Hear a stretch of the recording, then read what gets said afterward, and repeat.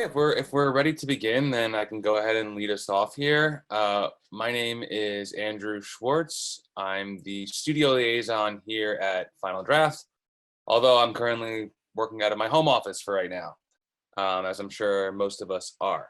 So today we'll be talking about some of the new features in our latest version of the program, which is Final Draft 11.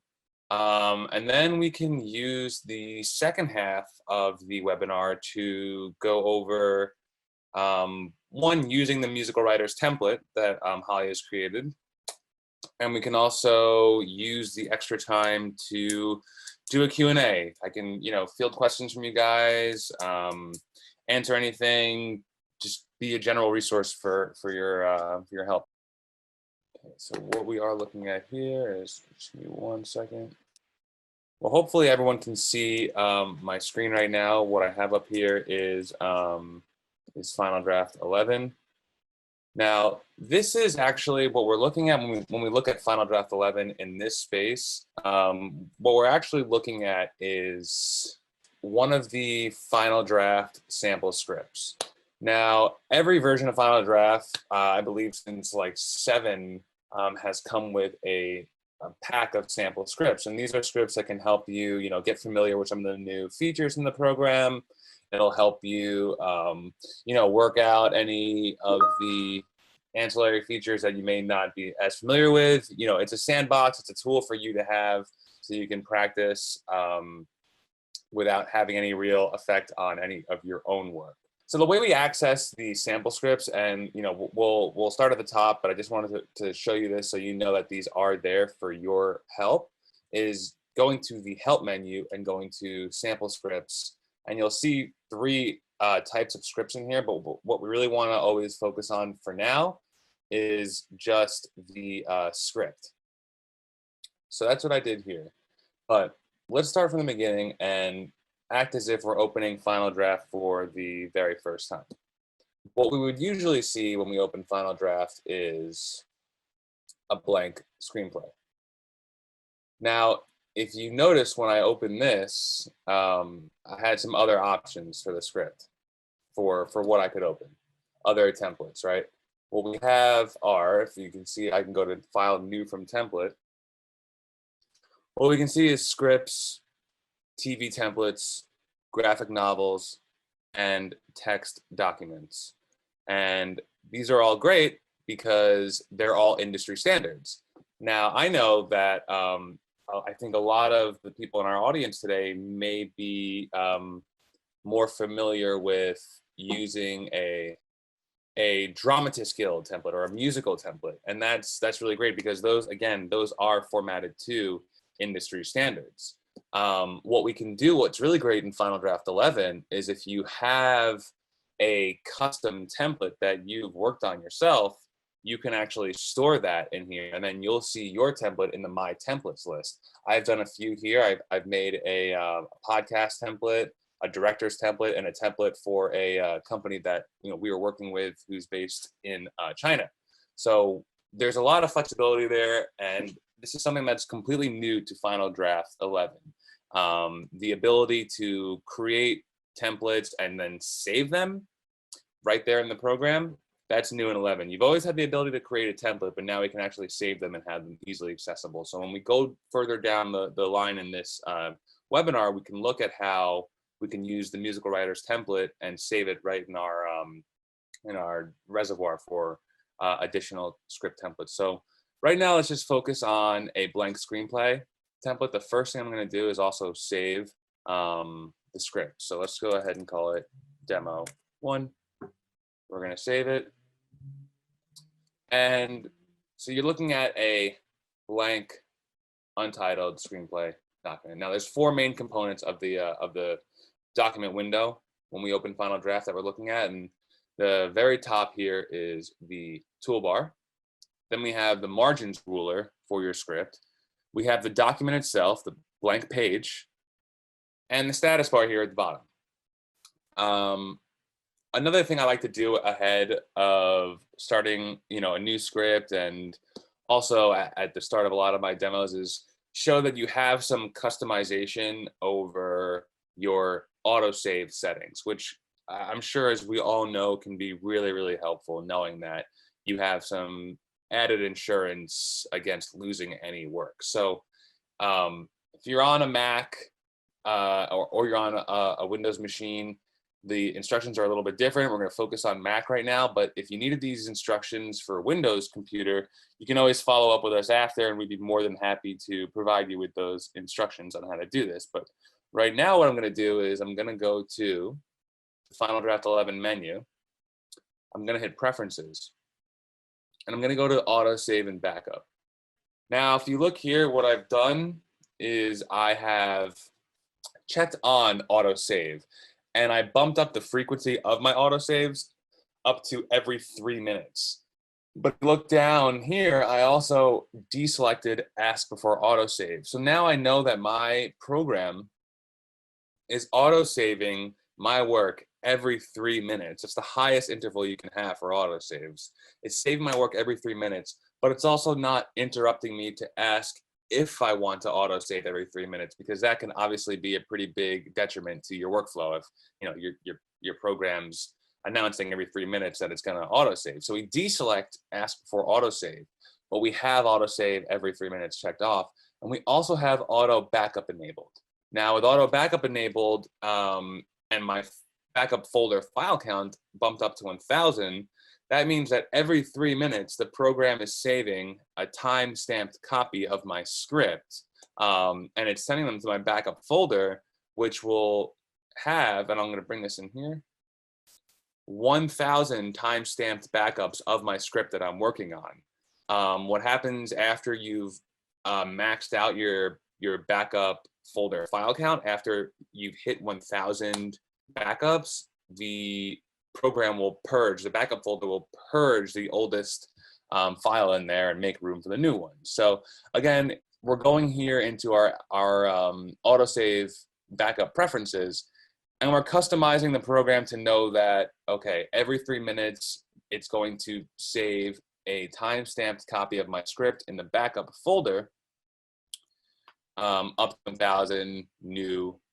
backups. So like I said, it's something I like to start off with. I think we've all had issues where, you maybe lost some work, and knowing that you have this added insurance there can really make a huge difference. Now, moving right along, what I wanted to get into today also was some of the newer features in Final Draft 11. So as I mentioned before, we're looking at here our blank screenplay, and we have these 4 main components of the program. What we're going to start off with here is the toolbar. Now, again, this is something you can do in Mac, and this is something you can do in Windows, but we're going to focus on Mac for today.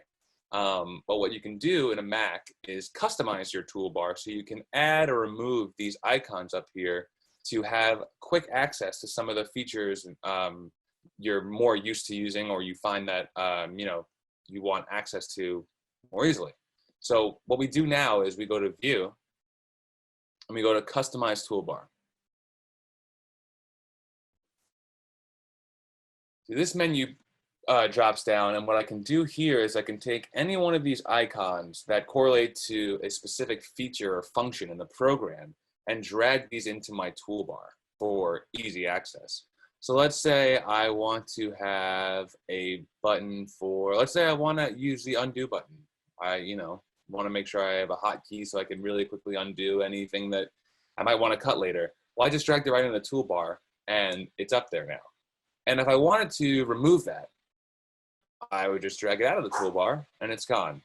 I can revert back to the default toolbar in Final Draft 11 by taking this bottom one here and dragging that in there, or taking the icons just like that and throwing it up there. But I've customized this for my own workflow. These are icons that I frequently use, and I think it's also a good way for us to segue into some of the newer features in Final Draft 11. So you'll also notice that once I've customized my toolbar, it's going to stay like that for any subsequent document that I open. So even if I close out of this blank document and I still have my my sample script open, all the icons are the same. Now what I'm also going to do is pull up another script, and we'll see the same thing. we'll see that my toolbar has remained the same, and the icons that I chose before are still there. So let's go ahead and talk about some of the new features in Final Draft 11.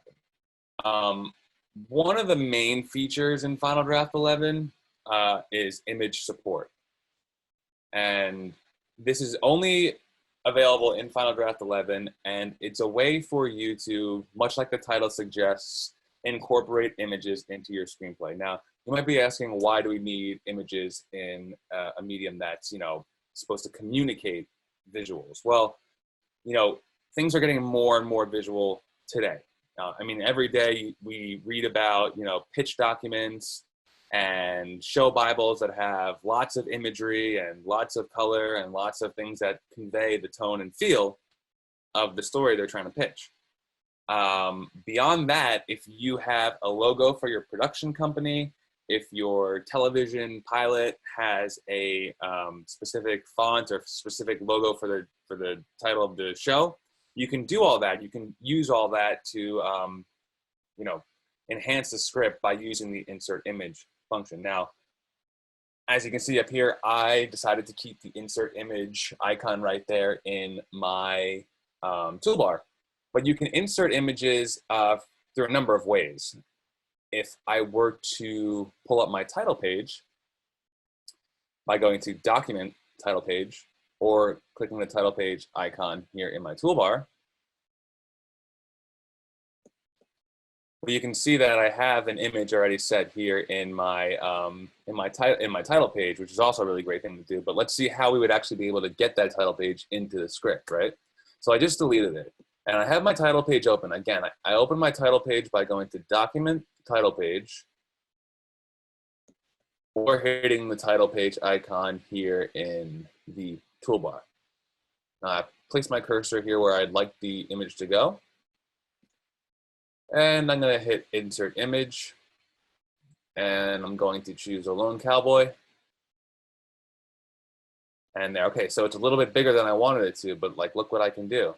I can drag the corner in as far as I need to go. And now it's on my title page. Clear out this blank page. Do that by just highlighting the whole thing.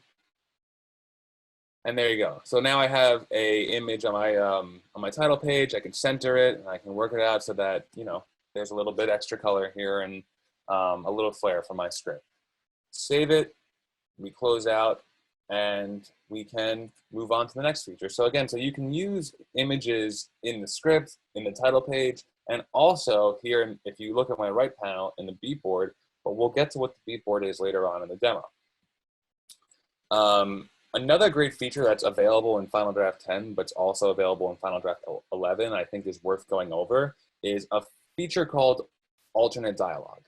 Alternate dialogue allows you to store multiple lines of dialogue in your script without altering your page count at all.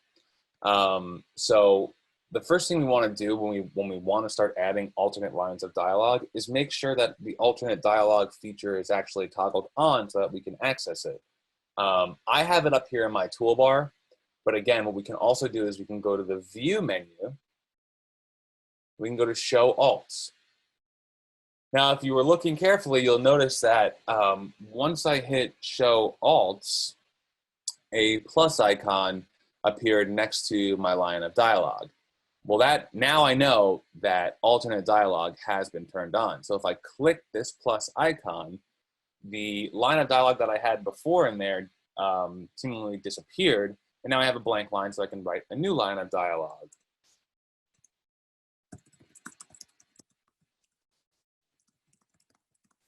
Right, so I can try out different lines of dialogue here that I want to play with. Maybe I have a funny line. Maybe I have a line that's a little bit more serious. Maybe I have a line that's a little bit more PG-13, right? Whatever I want to try out here, I can do. And if I want to see all the lines of dialogue that I've chosen to write in this, for this particular line of dialogue, I can hover over this counter here on the left, and you'll see it says show current alts. If I click on that, now I can really get a high-level view of all the variations of dialogue that I've chosen to incorporate for this one line without altering my page count. And once I have this menu pulled up, well, now I can choose which one I think is best. So you know what? I like what I did originally. I'm going to go back to that. And let's say I also want to clear out the lines of dialogue that I totally landed on, you know, the ones that I totally landed on not using. Well, all I would have to do is now hit the minus icon, and you'll see that means delete current alt. So 1, 2, now I'm back to my original line of dialogue, and the plus icon is there in case I want to add something else to it. So that's great. So that's, again, a feature that's available in Final Draft 10, but it's worth noting that it's also in Final Draft 11 because it can be so helpful when you're writing out your script. Moving right along, another feature that was available in Final Draft 10, but it's also available in Final Draft 11 and has actually been enhanced for Final Draft 11 is our collaboration feature.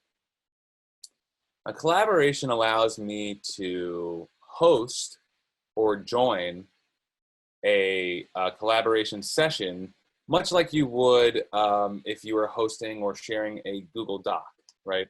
What this allows me to do is initiate a collaboration session.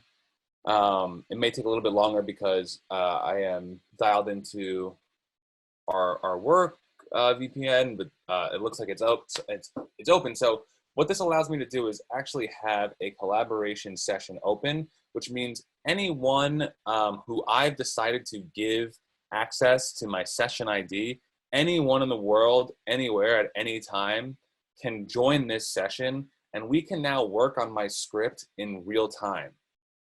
Again, so what I can do here is I can host or join a collaboration session. In this particular instance, I'm the host.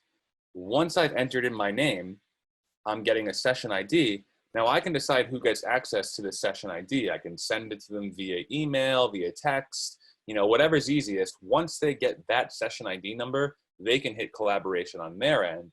They can join the collaboration session, and now we'll both be able to work on the script in real time. As opposed to Final Draft 10, Final Draft 11 allows you to be working on this in real time. You don't have to wait for permissions to edit. Every single person who joins or who's in the collaboration session will have their own specific color next to their cursor. You can see that here. And you can see who's writing.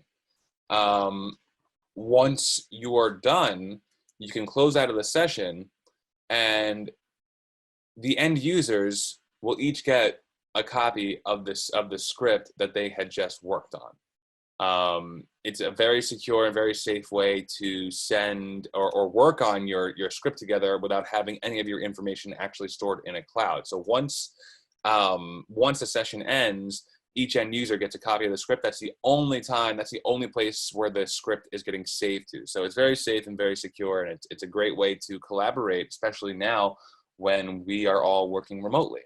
So again, that's a feature in Final Draft 11 and 10. It's collaboration. In Final Draft 11, you now have the ability to work in real time simultaneously. Moving right along. So if you noticed when I opened my sample script, when I started the demo, we had this pane here on my right open as well as in addition to having my script open. So you might be asking yourself, you know, what am I looking at here and why is there so much color and what do I do with that? Well, you're not alone in that because honestly, opening this script over here, seeing that, there's a lot going on. It could be a lot to digest, but what we're looking at here is what's called the beat board.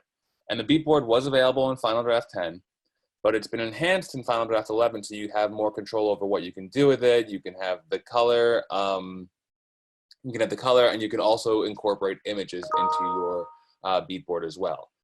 Now, let's go ahead and jump back to the script that I had open before so you can see this in action, right? So here's my script, and I don't have a beat board open. Well, what if I wanted to have my beat board and my script open in the same way that we're seeing here?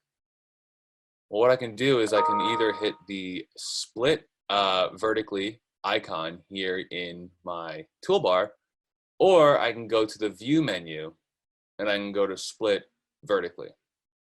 Now, anytime we're talking about splitting the screen, splitting the view, seeing, additional windows other than my screenplay, we're usually going to be focusing on the view menu. So again, if I want to split my panels, I'm going to view, split vertically, or hit split vertically here in the toolbar. Okay, so now I'm looking at two windows of the script. Well, place your cursor in the panel that you want to change and click the feature you'd like to display there. So in this instance, we're going to do the beat board. So now I have my beat board here, and I have the script here. And I can also access the beat board by going to document, view, beat board. Of course, like I said before, it's always the view menu. Usually if we're pulling up a new display, it's going to be in the view menu. So I went to view and I went to beat board, and now I have my beat board here, a blank beat board, one that's not as chaotic as the one that was opened in a sample script. When we talk about the beat board, what I'm essentially talking about is a digital corkboard. The beat board is a sandbox, catch-all reservoir for you to map out your script. You can put notes in there, you can bring images in there, and you can actually use this digital corkboard much like you would an actual corkboard that was in your office. You can create beats or structure points. Now, what is the difference between the two? Well, looking at this beat board here, and I can zoom in a little bit so you can really see it, you'll notice that this is a structure point, and it's outlined in a much thicker border, which means this has to be a beat. Okay, so again, so what are the differences? Well, the differences really come down to how we're using these when we communicate this information, when we relay this information outside of the beat board. So another feature that I'm going to show you is one that was available in Final Draft 10, but it's also available in Final Draft 11, and it was designed to work with the beat board and its subsequent structure points and beats. So what I'm talking about is the story map. So let's go to View, Show Story Map. Okay, so now here at the top of my document is what's called the story map. And there's not a lot going on in there, which is good because we'll be able to break it down easily enough. But what you can see is that if you look here along the story map, and I'll try to zoom in a little bit more, well, there's a few different kind of hash marks here in the story map. And what the story map is a high-level view of your script based on the number of pages that your script is going to be. So my script, this sample script that I'm looking at here, this Ghost Town script, is 120 pages long. It's a feature script. So that means each one of these numbers here represents a page of my script. Now, if I were to create either a structure point or a beat, I can do so. I know I'm looking at either one of those. One, either by when I click in the story map, in the beat board, and choose to either create a beat or a structure point, or when I reference it here in the story map. So let's go ahead and create a beat, and let's leave this here for now. And let's just drag it out to keep everything uniform. And let's look up here in the story map at what the difference is. So like we noted before, there's hash marks at the top of the story map, and there's hash marks in the bottom of the story map. Now these are square and these are more diamond oriented. So what does that mean? Well, that means that the top ones we know are structure points. So if I click on this here, it just jumps me to the structure point here in the beat board. Now what does that mean for me when I'm working my story out? When I'm working in the beat board and I'm working in the story map, what do I care that it's a structure point or a beat? Well, use those two denominations for mapping out your story. Now, there are helpful resources out there like Save the Cat and The Hero's Journey and other books that'll give you tips on how to outline and break down your story. So if we know that structure points and beats are different, now beats again are here in the bottom and structure points are at the top. If we know that those are different, well, let's start using them in a way that will help us break down the script and map out the story. So what I'm going to do is I'm going to insert a new structure point. And I'm going to use the save the cat model, which is a way to break down your script based on major story points in the script and its subsequent action that follows as major points. And I'm going to use that to start mapping out my script. So this isn't an exact science, you know, your page goals and where you want certain things to happen can often change, but if you have an idea of where you're going, the writing will usually be a little bit tighter and a little bit more, you know, just focused on the major beats that you think you need to hit. So I've created a structure point. Again, we know it's a structure point because it's outlined in a thicker border than a beat. Well, let's go ahead and give this a title. This is the catalyst of my story. Now, we know that these big inciting incidents tend to happen around page 10 or 12 in a feature. Let's go ahead and meet in the middle and drag it up to 11. So what just happened in my structure point? Well, I got a page goal here in the top right. Now it's at 11. And now I can also color this. Let's say it's a big moment for my character, and my character beat here is also red, my introduction to my protagonist. So I'm going to put the catalyst in red. Now also look up here in the story map. The catalyst beat, the catalyst structure point is also red. And I can quickly reference that by double clicking on it here in the story map, and it'll take me down to what's happening here at my big inciting incident moment. Now I want to add another beat. And let's say that right after my big inciting incident is an intro to,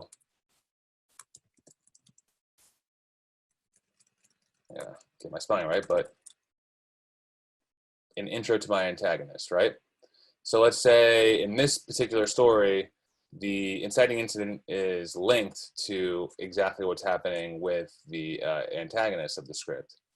So, okay, we've created the beat. We know that looking at this like a regular corkboard, it's going to follow what happens after the catalyst. Let's also drag this up here and know that it happens on page 12. So again, so now this is happening on page 12. So now we have the first 11 or 12 pages of my story mapped out by its major structure points, right? The opening image, the theme stated, and the catalyst. So I think, oh, great. Okay, so I see that Holly was explaining that using the save the cat outline is really helpful. Yes, that's what I was basing this off of.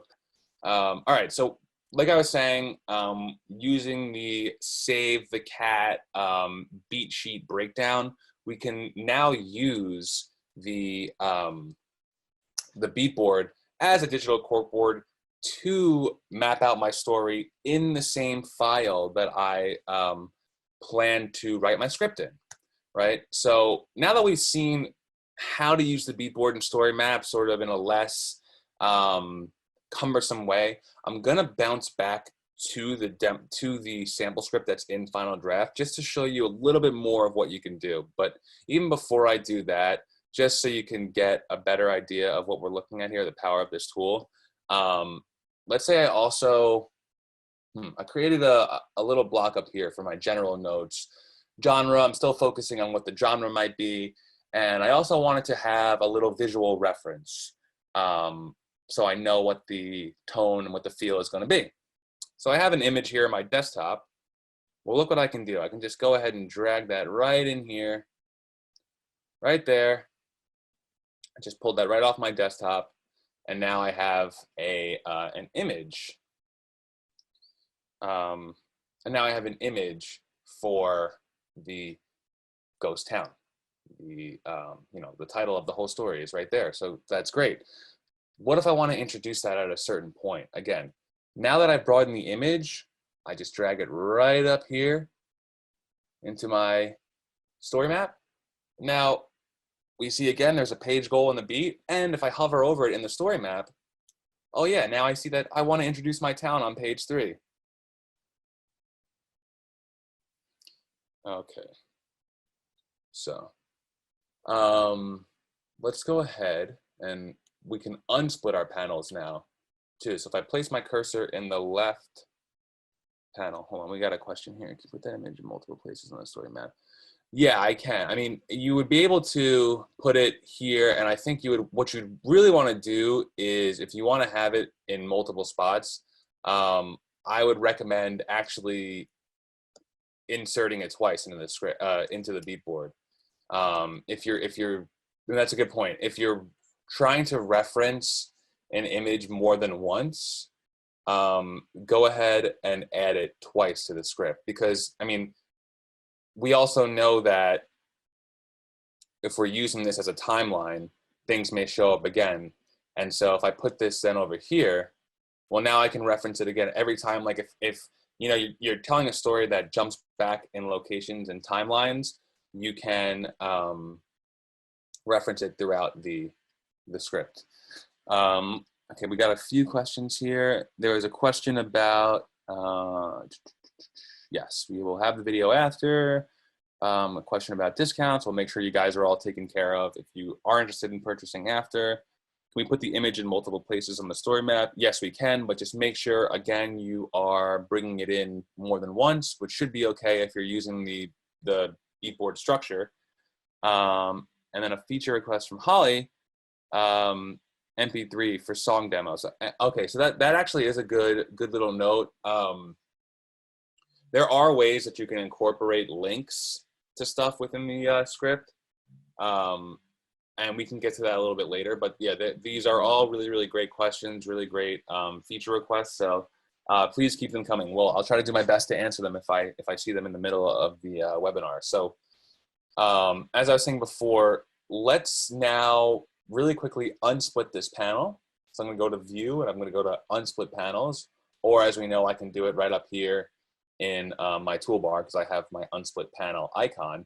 I'm going to shorten this up just a little bit so you can see that, and we're going to act as if I was writing the script right now. So I can hover over this idea and structure point. Okay, we know it's the opening image. Then I'm going to bounce down a little bit, and I'm going to go to the theme stated. Okay, so we want to talk about redemption, transformation, coming of age, and I can go a little bit more. Let's say I've kept writing my script, and now I get to page 11. I know it's my catalyst. Well, what's really great is the more I write in my script, then the story map starts to fill out, right?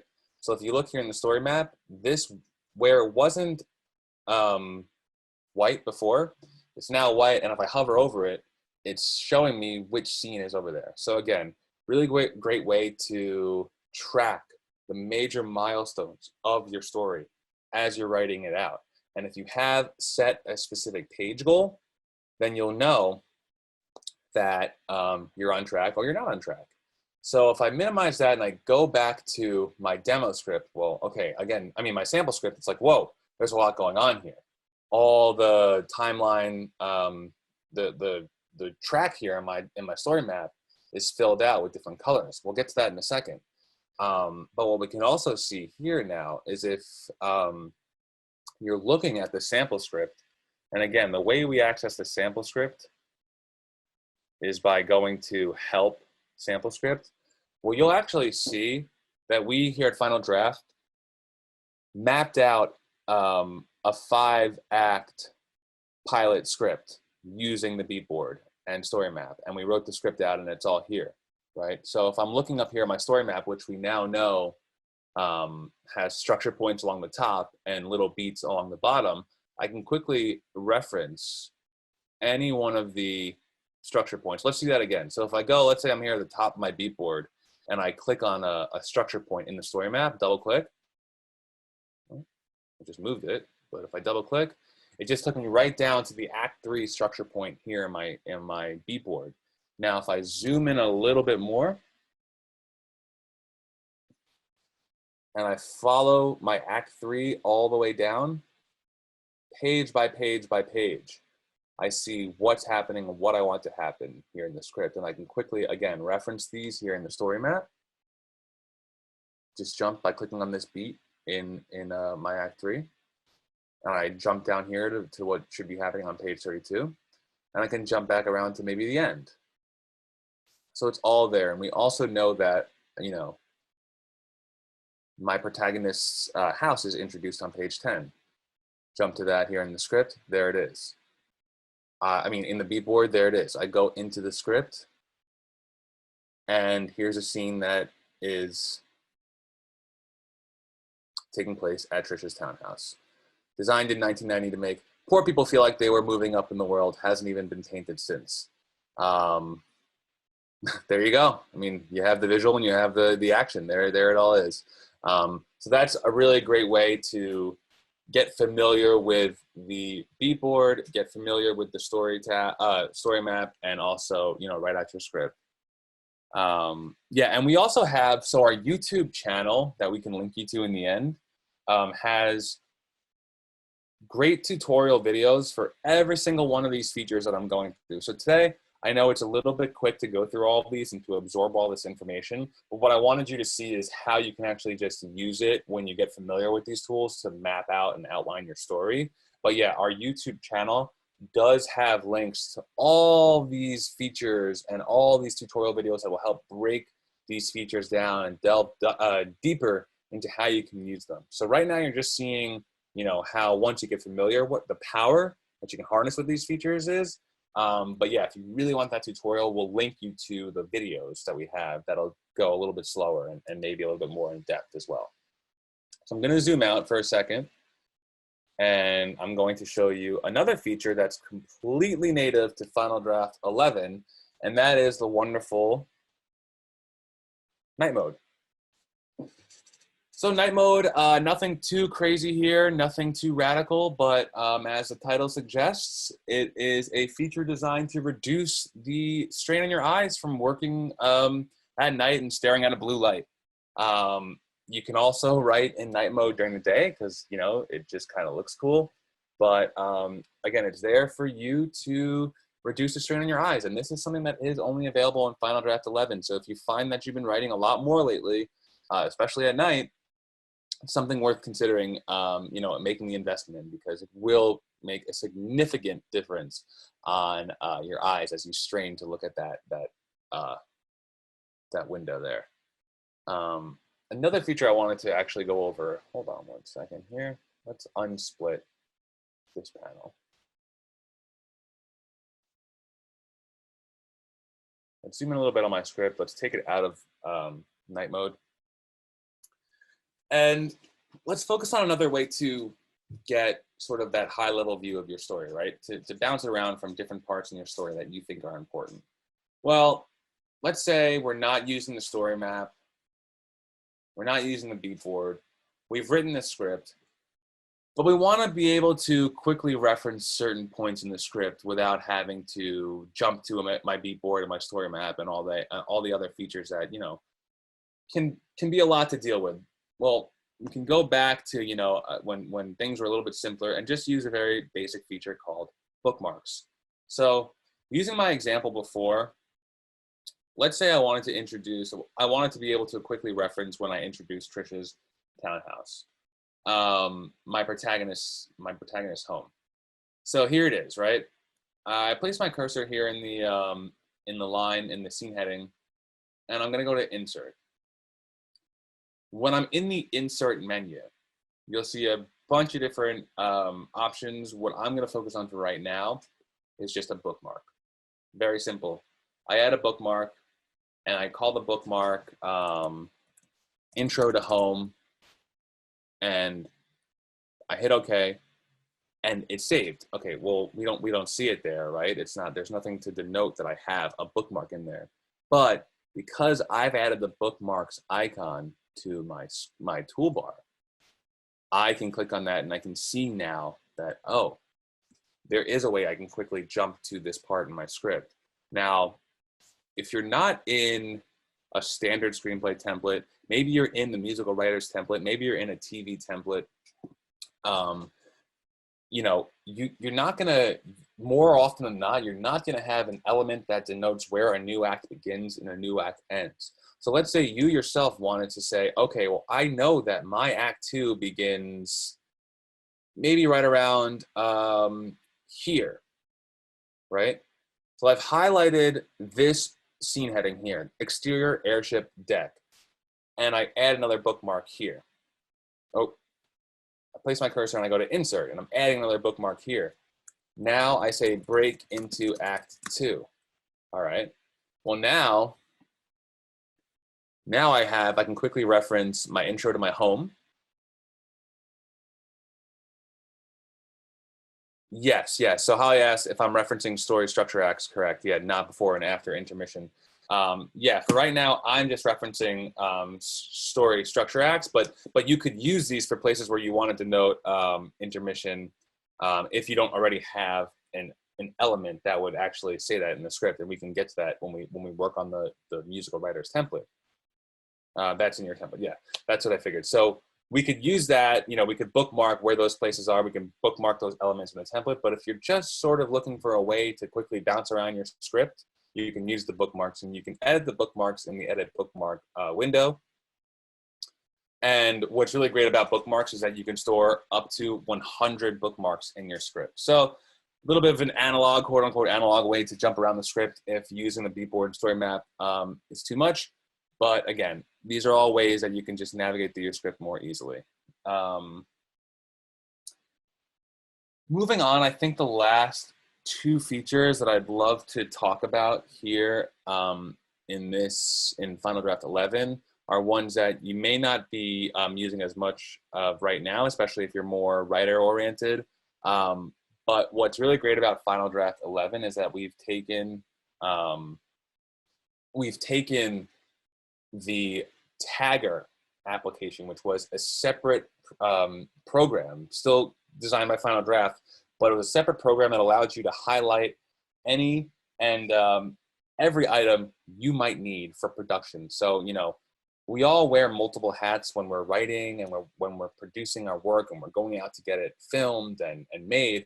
So if you needed a way to break your script down for budgeting and scheduling for when you move into production, Final Draft 11 now has a robust feature called Tags Mode that will allow you to break down and tag your script. Well, it allows you to tag your script for breakdown purposes, I should say. So what is Tags Mode? Well, let's go into production, because it is a production feature, and let's toggle Tags Mode on. Now, if you had a keen eye, you would have seen that some of the scene headings and things in my script are already tagged.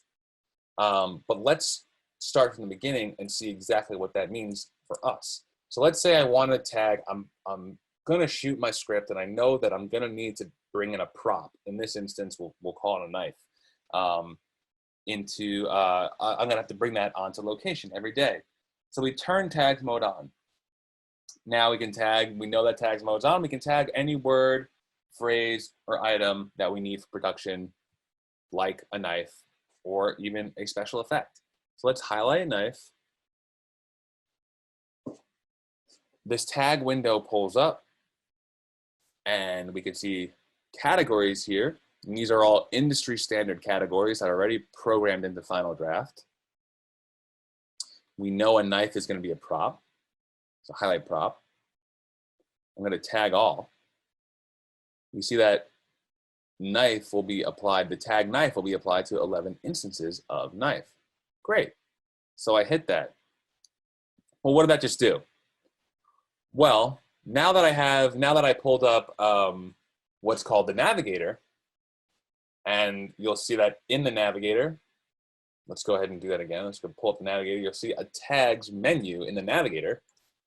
Navigator offers another high-level view of your story, of your script, right? So if I'm in my tags navigator, in the tags window in the navigator, and I want to see all the instances of where a knife will be showing up in a scene, I can hit this icon here because I want to add a new column. I decide to show a category, props, hit OK. Let's pull the navigator back up.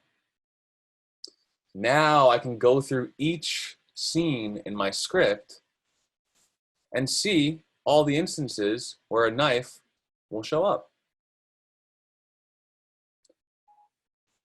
Right, so now if I wanted to organize my tags navigator and if I wanted to say, all right, I know all my knife scenes are going to be quick shoots. I want to put those at the top.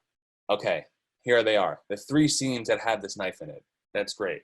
Now I can say, all right, if I'm going to budget out this script and I'm going to start scheduling people, I want to have these 3 scenes at the top of my schedule, so I know I'll be able to knock the scenes out that have a knife in it off the bat.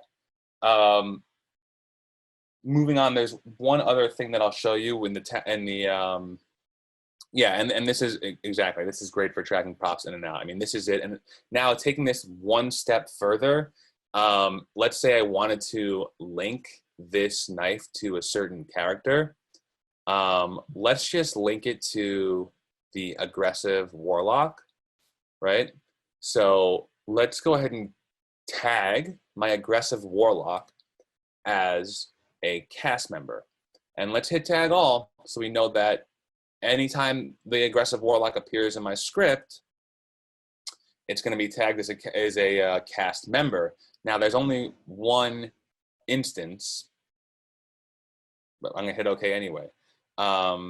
There's a question, is this saved in the template? So what I'm doing here is this, we're in my sample script right now, but the tags mode feature is available. It's a blanket feature. It's available in any template you're going to be working on. So even if you're working on the musical writers template, you'll be able to turn tags mode on so you can highlight and tag your props for tracking. You know, again, it's a blanket feature and all the categories are always going to be there no matter what template you're in because they're industry standard categories. So you'll see cast members, props, special effects, wardrobe, makeup, animals, so on and so forth, right? So let's just say, let's pretend now I know that I want to take the aggressive warlock and link it to the specific prop.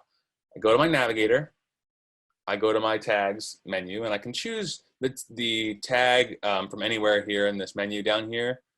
Okay, so edit tag. Well, the tag label's a knife, the category is a prop. Well, why don't I link it to the aggressive warlock? So now I hit OK. And actually what we can do here, if you notice that the navigator keeps moving every time I click out of it, I can pin it to my window here by doing that.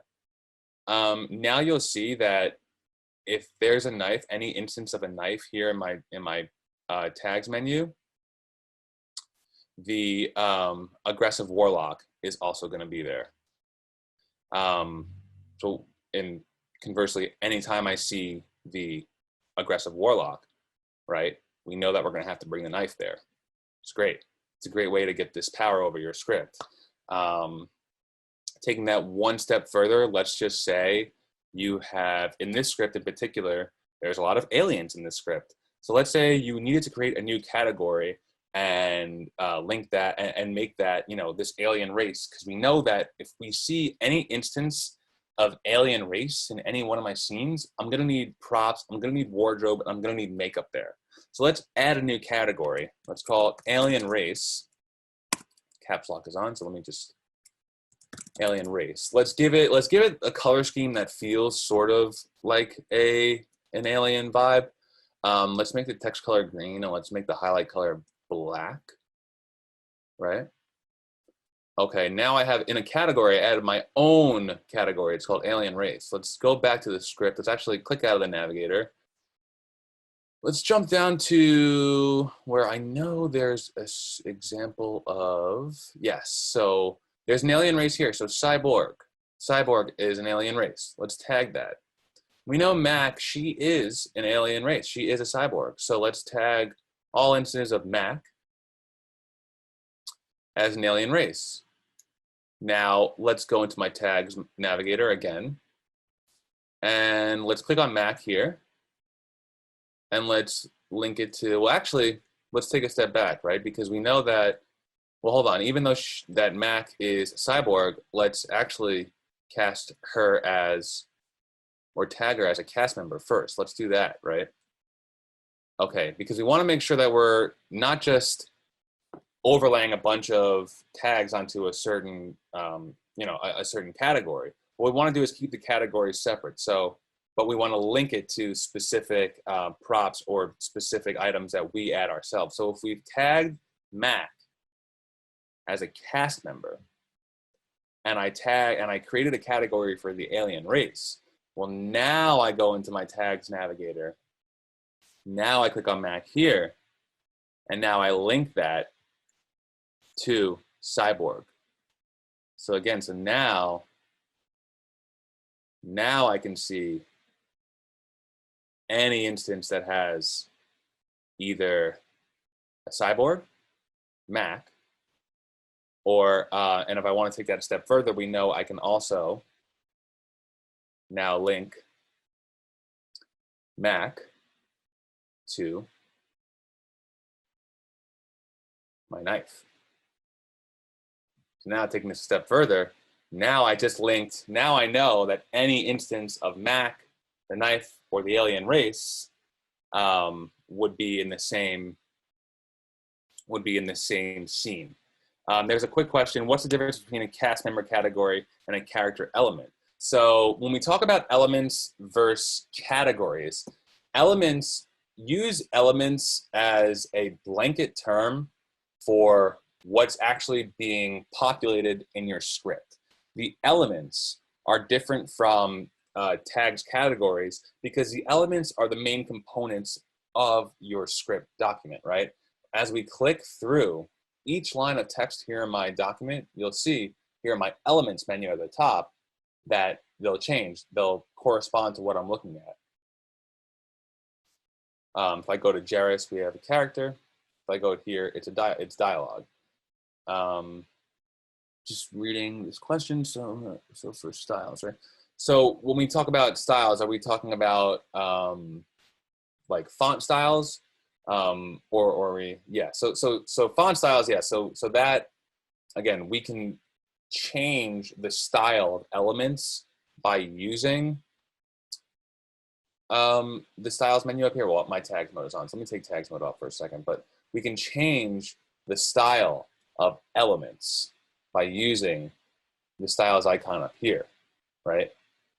But what we can really always want to keep separate is the fact that there are standard elements. Elements are there for writing your script and, actually just focusing solely on the different components that'll make up your script itself. And categories are there for organizing the content of the script for production. So elements, remember, elements are there for when you're writing, and the categories are there for when you're prepping for production. When we get into the musical writer's template, you'll see just exactly where the difference between elements is and anything else. So that's tags mode. The one thing I'd also want to show you is that you can create a report. We can go to tags report, and we can go to by scene. So I went to tools, reports, tags report, by scene. And now I have this high level view. I don't want to zoom in that much, but we want to zoom in a little bit. High level view of all my scenes and all the things that may have to show up in that scene. So if we're just here in the second scene, this interior volcanic core, the cast members that need to show up are the aggressive warlock and Mac. The props, I've also tagged some sequences. And we know that because there's an alien race, we're probably going to need hair, makeup, and wardrobe for that as well. So that's tags mode. This is very high level production stuff, but again, we have a tutorial video on our YouTube to show you how to use that. Whether you're a writer or someone who's wearing multiple hats and actually breaking the script down for production, you can use this tool to map out your story and use it so that you can get the high level view of the actual content of your script, not just the action and the dialogue, but the actual tangible items that you'll need to have in your story at some point or another when you begin to film it. The very last feature I'm going to show you guys very briefly is the new Inclusivity analysis tool. This is a way to track traits in your script for inclusion purposes. If you want, you can actually have control over, the gender, the role, the ethnicity, this is all for you to decide what's going to be here in your story. And yes, you can also use the tags mode for what's going to be on the stage and not just in the film itself. So Sadie, we just linked the tags mode tutorial video. We'll also link the inclusivity analysis tool video. Very briefly, just going to show you that you can add, or like I said, you can add your own traits you want to track here. But I recommend just keeping them consistent so the data is all clean. But what this is doing is it is pulling from your script, and then it's displaying the information in a way that you can easily communicate it. So once I've chosen to display trait 1 and trait 2, which is age and gender, down here in my bottom, we have now a visual breakdown, a data-oriented breakdown of what's actually happening in my script. So when we look at characters, we know that there's 19% of the characters in my script are male.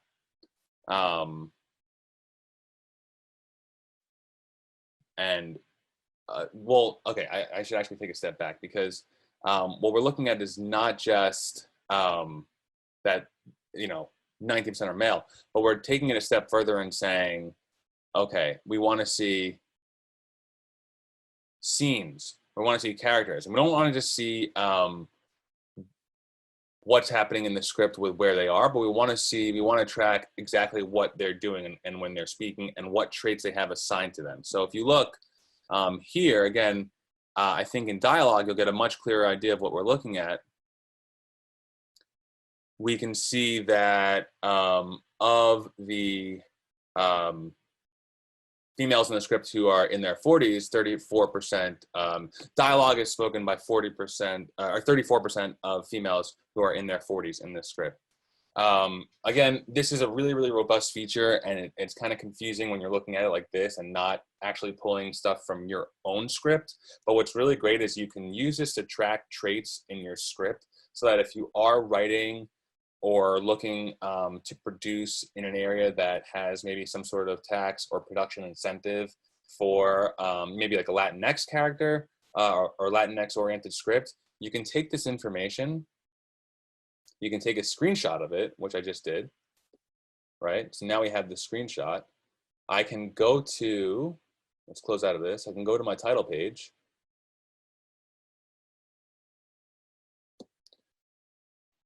And let's say, actually, you know what? I want to leave that there, but I also want to incorporate my the pie chart of what I just made.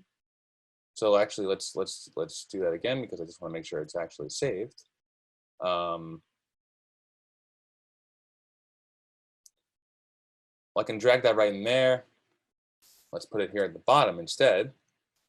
So now, what I'm doing is I'm taking the traits of my characters. I'm breaking down which percentage of my female characters and which percentage of my male characters have dialogue in the script, and I'm putting that at the top of my script so that, maybe if your script does land on the desk of a producer who's looking to film in an area or looking to focus on a certain kind of story, they have this information right at the top, and there's color in it, and it adds a little bit more of a visual accompaniment to your script, as we were saying before. So that's the inclusivity analysis tool. We will link you to that tool so you get a much deeper view of what you can actually do with it. But that is a new feature that's exclusive to Final Draft 11. So I'm going to take this time now to close out of this. Let's close out of this, and let's actually pull up the musical writer's template. And let's go through some of the things that we're seeing in there. And I think we should be able to, bear with us for 1 second. I want to see if we can also get Holly involved in case there's anything she wanted to point out that I could also help out with.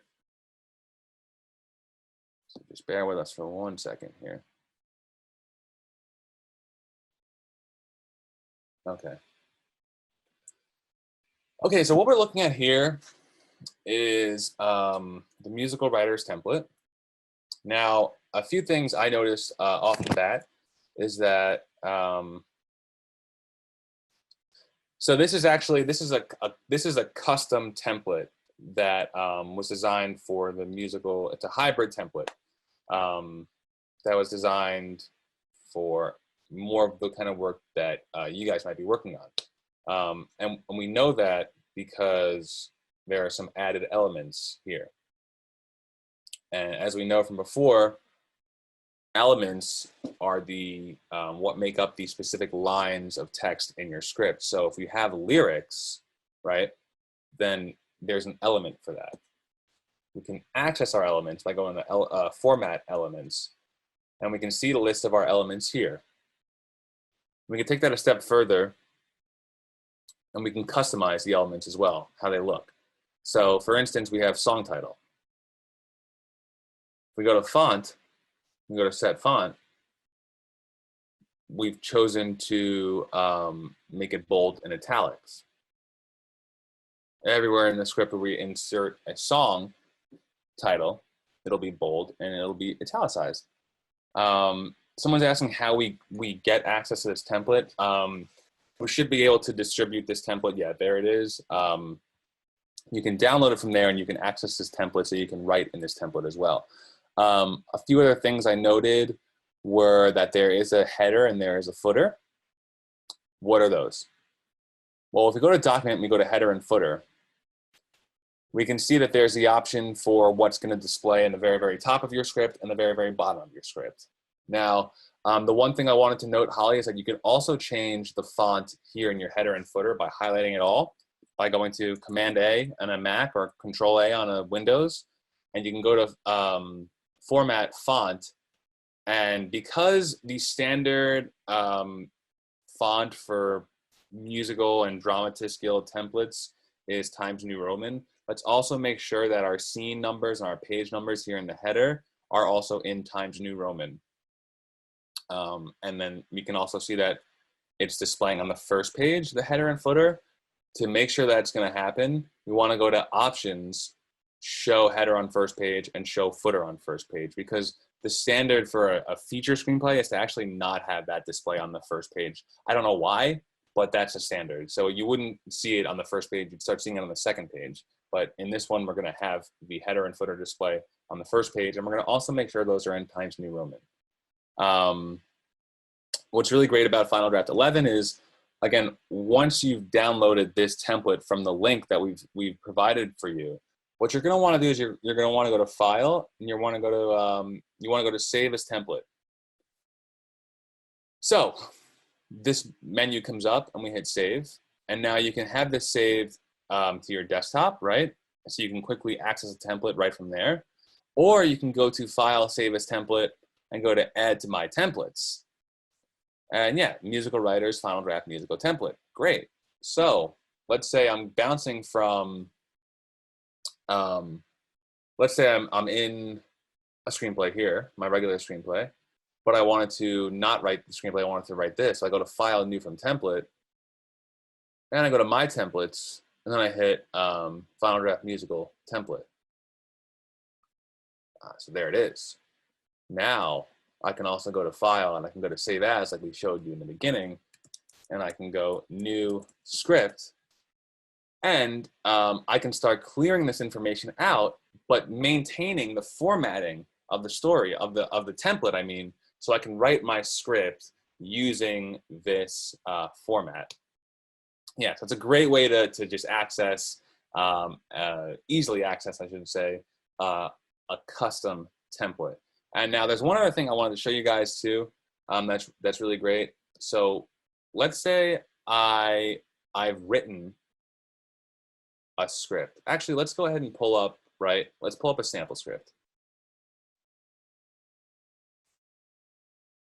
And let's say I've written a feature or a pilot that I want to now convert or adapt into a stage play, or even my musical, right?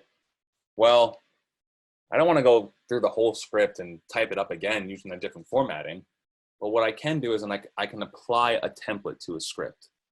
So if I went to Format Elements, because again, the elements are the components of the script itself. Lyrics, scene headings, action, dialogue, those are elements.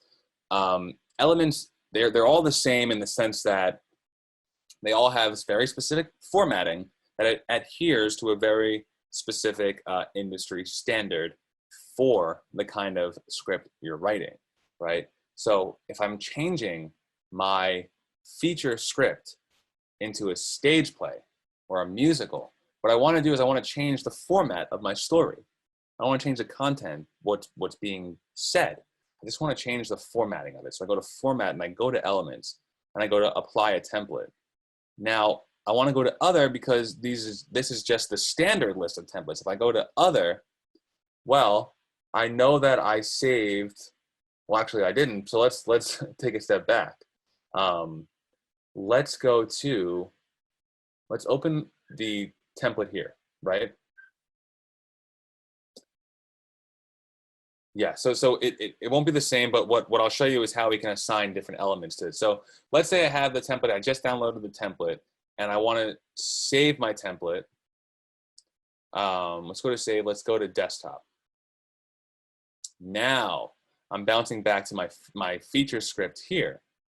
And I go to Format and I go to Elements. I go to Apply a Template, I go to Other. Well, now I can choose this template here. And okay, so there's a lot to work with, but look, in a very, very, very fell swoop, I just changed all the elements into what we know now as a musical writer's template.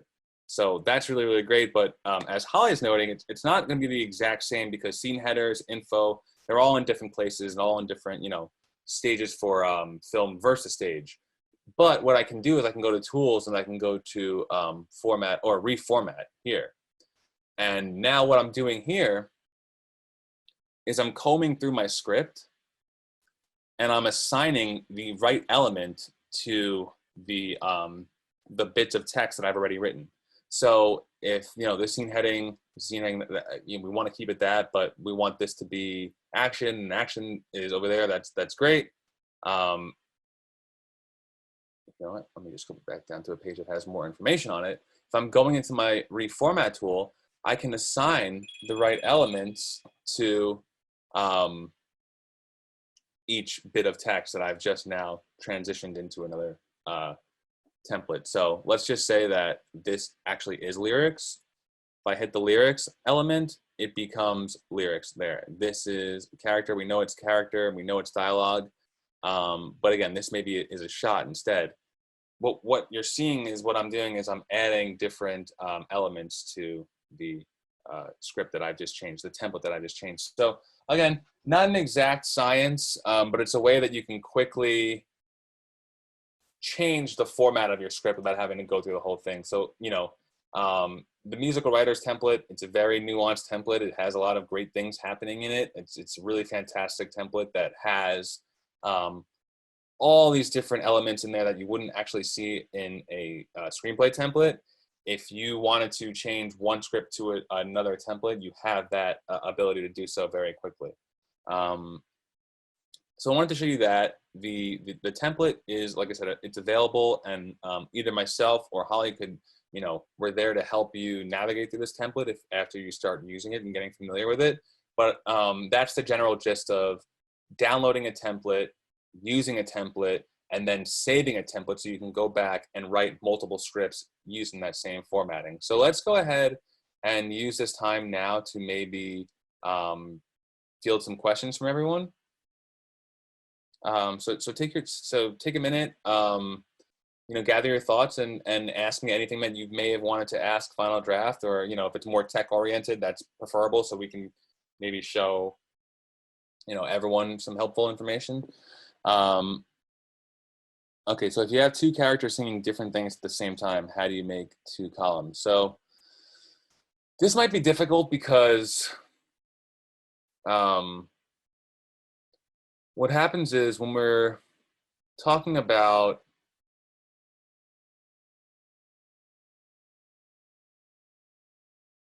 hold on, let's see here. We've got a few questions here. Just want to see if this would actually work. No, I don't. What you would need to do is you would need to. You want me to speak to that? Sure. Okay. Yeah, we one workaround, it's not a really easy thing to do, but what you have to do is set your dialogue, set your lyrics as dialogue, and then you use the dual dialogue function. But what's a little bit more cumbersome about that, which I would love for Final Draft to maybe take a note of, is you can't set it back to lyrics. So you have to style your dialogue in all caps and do the dual dialogue. I don't know if you want to walk them through just dual dialogue, but then you would have to just go apply an all caps to that so it looks like lyrics. Yeah, that's exactly it, because dual dialogue only pulls from the general element. In all honesty, you're absolutely right. We're working on dual dialogue. So yeah, right now it would be really difficult, but that workaround is there. Am I missing anything, Holly? Or I think we covered it. No, I was just going to say, do you want to just do a quick little, I don't know if you may need to pull up a different script, or I can use one, either way to show them the dual dialogue function. Yeah, why don't I just go ahead and open up a sample script just so they can see it.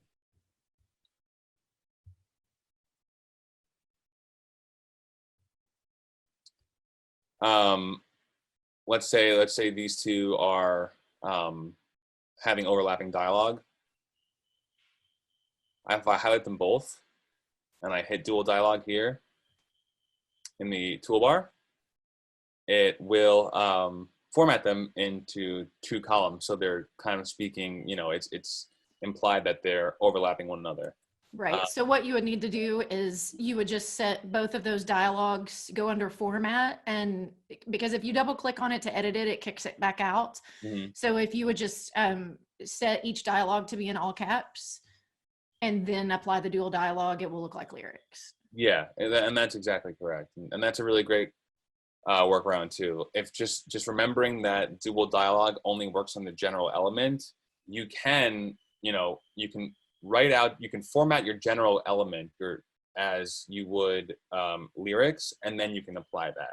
And we know we can do that again by using the styles icon here, right? So I think that's one workaround, and we can obviously delve deeper into that if anyone needs a more in-depth tutorial on how to do that.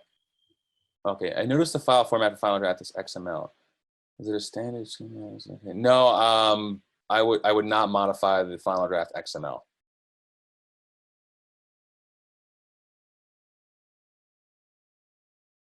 How do we link to MP3s? Okay, so what we can do is, like, you can put a link in your script, sure, but if you're actually sharing your FDX file,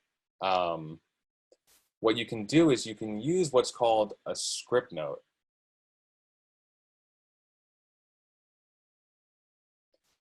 And let's actually use the script. Let's say that I want to use a very, a distinct,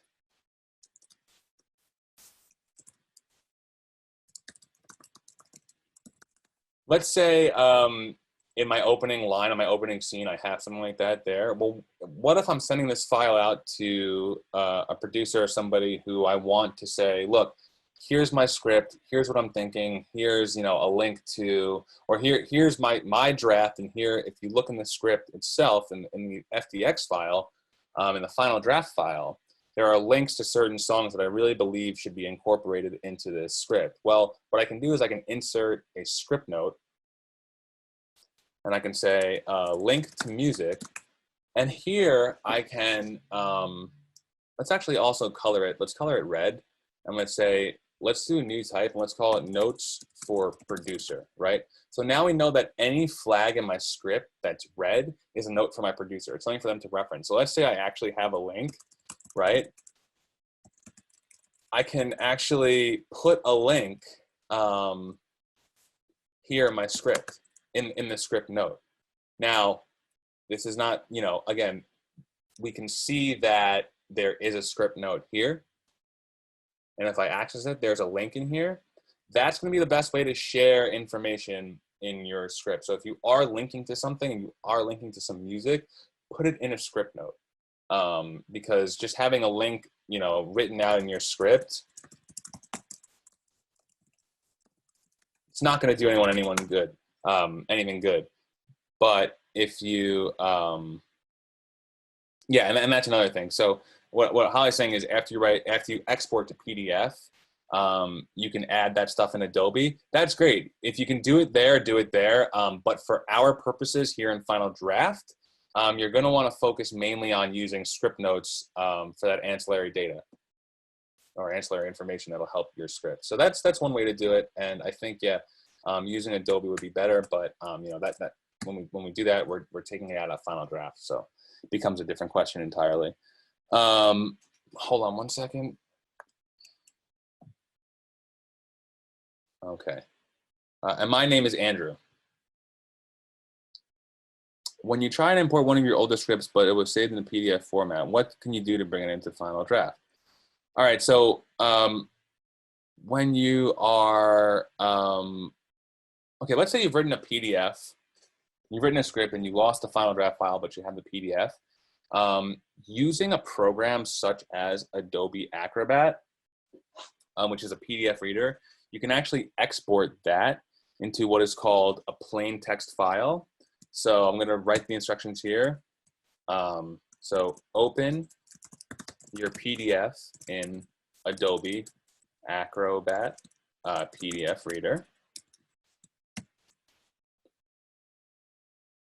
What you want to do once you have your PDF open in Adobe is you want to go to File and you want to go to Save As. And then the type you want to save it as is what's called a plain text file or TXT.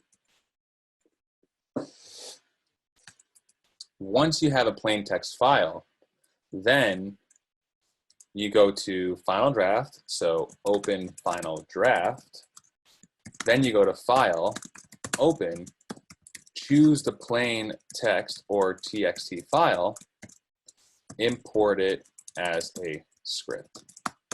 Now, those are the very basic instructions there, but we actually also have a knowledge-based tutorial article about how to do this as well. And also I'll make sure, oh, let me actually put that to everyone. Yeah, there we go. We'll also make sure that we link to our tech support, which is free Monday through Friday, 8:30 a.m. to 5:30 p.m. Pacific. And you know, like I said, our tech support can help you do that, but we also have a knowledge-based article on how to do that as well. So that's the way you do it. And now knowing that we can use the Reformat tool, like I showed you before, if you were to import a script and the formatting's a little off, well, you can take 45 minutes or an hour to just comb through your script with the Reformat tool. Again, that's by going to Tools, Reformat, and just assigning the right element to each block of text. So if your formatting is really off, again, you can go to the Reformat tool, and you can very quickly go through the script and assign different elements to it. I mean, I'm just doing this, you know, willy-nilly here, but the general idea is that you can very quickly reformat a script without having to type the whole thing over. And we are looking for ways to, you know, be able to incorporate a PDF import function, but we don't have that right now. So this is the next best thing. And last question is, I have Final Draft 6. Any way that these files can be converted into Final Draft 11? So yeah, so actually that's a great feature that's available in Final Draft 11. Final Draft 11 is backwards compatible. So if you have some old scripts, I recommend, you know, maybe downloading the trial for Final Draft or even purchasing it if you want, Final Draft 11. And once you have access to your old scripts, make sure they're all on the same computer, right? All you'll need to do is go to File and go to Open, and you'll just choose those old script files, and they will be available in Final Draft 11. Again, if you have some really crazy formatting, just use the Reformat tool, and you'll be able to clean the script up and work on it in Final Draft 11. And that really, you know, should be it. I know this is only an hour and a half long, and I hope that this was kind of helpful for you guys to learn some new stuff. Like I said, you know, we're always available to help. You guys all have a direct line to me. I work in studio sales, but, you know, I love helping everyone. You know, we're all we're all writers here. We're all in this together, and especially right now, I think it's really important to have, you know, someone there that will help you guys out. So feel free to reach out to me via email. My colleague Sadie or Holly, you know, any one of us will be able to help. So you have my email. If there's anything else I can do, please feel free to reach out. Otherwise, stay safe and happy writing. Thanks so much. Thanks, Holly. It's been great. Yep. All right. See everybody. Bye. All right. Bye, everyone. Thanks for coming.